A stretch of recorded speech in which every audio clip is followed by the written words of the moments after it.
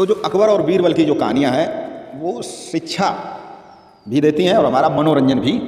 करती हैं। तो बीरबल जो थे अकबर के नवरत्नों में से थे और बीरबल अपनी हाजिर जवाबी के कारण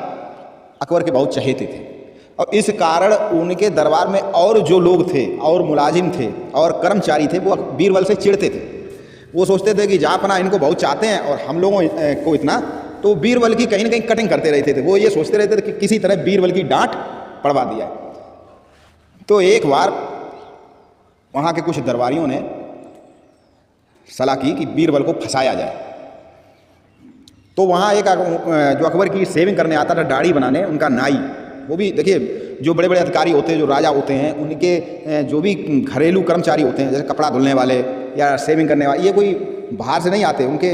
मतलब फिक्स होते हैं। जैसे दाढ़ी बनाने वाले जहाँपना की जो सेविंग करेगा, दाढ़ी बनाएगा जो नाई, वो भी बहुत महत्वपूर्ण होगा। डीएम साहब जिससे अपनी दाढ़ी बनवाते हैं, डीएम साहब डेली ऑफिस आते हैं, सेविंग करके आते हैं, तो जो उनकी सेविंग करता है वो भी आदमी फिक्स होता है। ऐसा नहीं आज उस दुकान पे चले गए, आज उस दुकान पे चले गए, आज उससे बनवा ले, फिर तो सब पूरे जिले के नाई कहने लगेंगे डीएम साहब हमारे यहाँ दाढ़ी बनवाने आए, फिर लोग फिर वो उनका गलत लाभ भी उठाएंगे। तो डीएम साहब का जैसे एक पेटेंट व्यक्ति होता है भाई वो सेविंग का, ऐसे ही जहाँ बना के एक पेटेंट व्यक्ति था फिक्स, वो दाढ़ी बनाता। तो उसने कहा जहाँ बना आपके जो पूर्वज लोग हैं स्वर्ग में रहते हैं, लेकिन पता नहीं उनको वहाँ क्या समस्याएं हैं, क्या दिक्कत हैं, और आप यहाँ बादशाह हैं, तो उनका हालचाल आपको किसी से लिवाना चाहिए, कोई जाके उनका हालचाल लेके आए। तो अकबर ने कहा हाँ बात तो सही है, किसको भेजा जाए स्वर्ग में हालचाल लेने के लिए? तो नाई ने कहा अरे झापना, इसमें पूछने वाली कौन सी बात है, बीरबल से ज़्यादा अच्छा व्यक्ति और समझदार कौन हो सकता है? बीरबल जो है वहाँ जाएंगे स्वर्ग में, हालचाल बढ़िया सब लेके आएंगे, वही बुद्धिमान आपके मंत्रियों में, आपके नवरत्नों में भी, कि हाँ ये बात सही, बीरबल को भेजा जाए।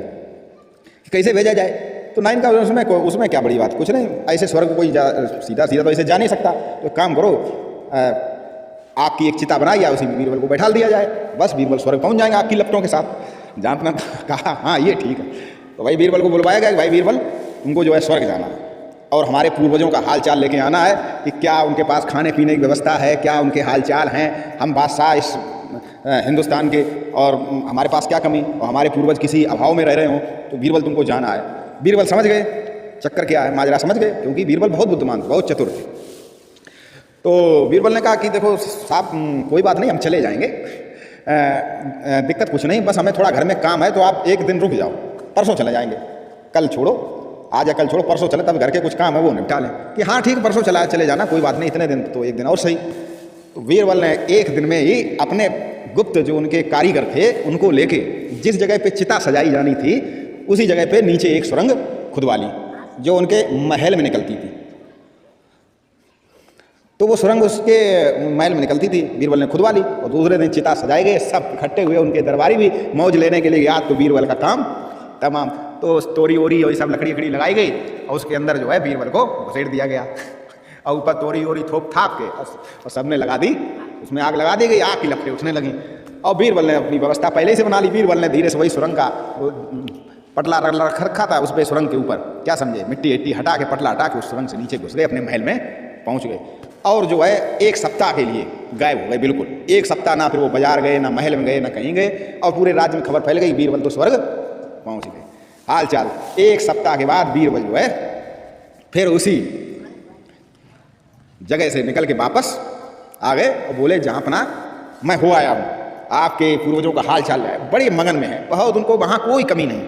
स्वर्ग तो स्वर्ग ठहरा, किसी प्रकार की कोई कमी, बहुत सब खुश मिजाज, सब हंस खेल रहे, कोई दिक्कत नहीं,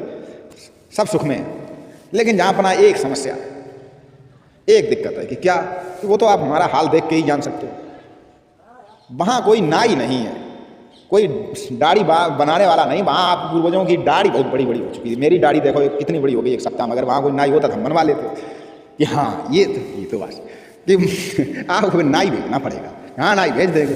बीरबल ने कहा ठीक, फिर चिता सजाई गई, अब वो नाई ठहरा, अब वो बीरबल ठहरे, वो लकड़ी लकड़ी लगाई गई, तोरी लगाई गई और नाई पकड़ उसमें घुसेड़ दिया गया और लगा दी गई आग। अब अरे मर गए,